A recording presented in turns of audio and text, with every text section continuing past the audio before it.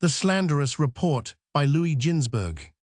When Moses heard that the spies had returned from their enterprise, he went to his great house of study, where all Israel too assembled, for it was a square of 12 miles, affording room to all. 521 there too the spies betook themselves and were requested to give their report. Pursuing the tactics of slanderers, they began by extolling the land, so that they might not by too unfavorable a report arouse the suspicion of the community. They said, "We came unto the land whither thou sentest us, and surely it floweth with milk and honey." This was not an exaggeration, for honey flowed from the trees under which the goats grazed, out of whose udders poured mile, so that both mile and honey moistened the ground. But they used these words only as an introduction, and they passed on to their actual report, which they had elaborated during those 40 days, and by means of which they hoped to be able to induce the people to desist from their plan of entering Palestine. 522, nevertheless. They continued, "The people be strong that dwell in the land, and the cities are walled and very great, and moreover we saw children of Anak there." Concerning the latter, they spoke an untruth with the intention of inspiring Israel with fear. For the sons of Anak dwelt in Hebron, whither Caleb alone had gone to pray at the graves of the patriarchs.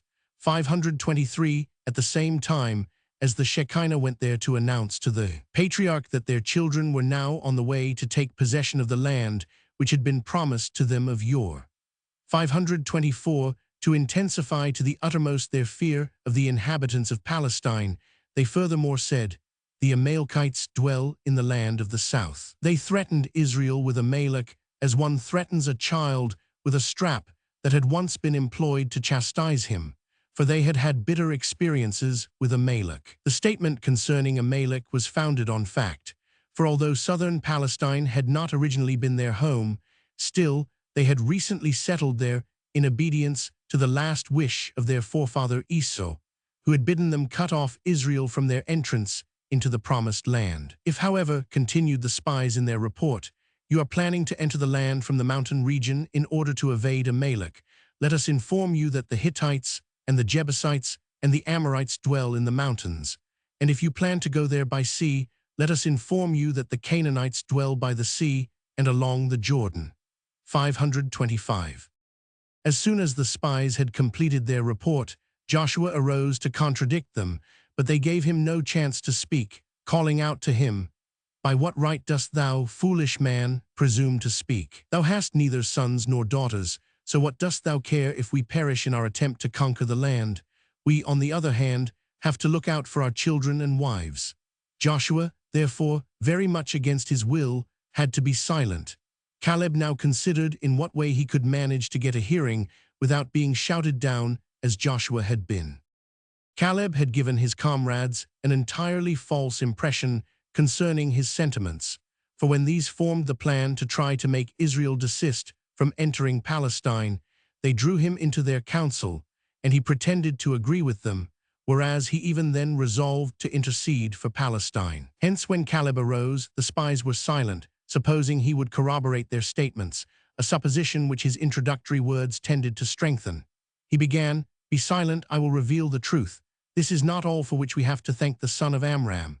But to the amazement of the spies, his next words praised, not blamed, Moses. He said, "Moses, it is he who drew us up out of Egypt, who clove the sea for us, who gave us manna as food." In this way he continued his eulogy on Moses, closing with the words, "We should have to obey him even if he bade us ascend to heaven upon ladders."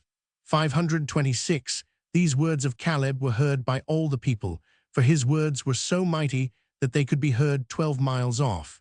It was this same powerful voice that had saved the life of the spies. For when the Canaanites first took note of them and suspected them of being spies, the three giants, Ahiman, Sheshai, and Talmai, pursued them and caught up with them in the plain of Judea. When Caleb, hidden behind a fence, saw that the giants were at their heels, he uttered such a shout that the giants fell down in a swoon because of the frightful din.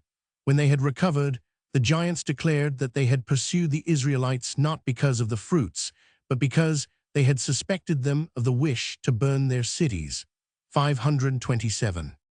Caleb's mighty voice did not, however, in the least impress the people or the spies, for the latter far from retracting their previous statements, went so far as to say, "We be not able to go up against the people, for they are stronger than we, they are so strong that even God cannot get at them.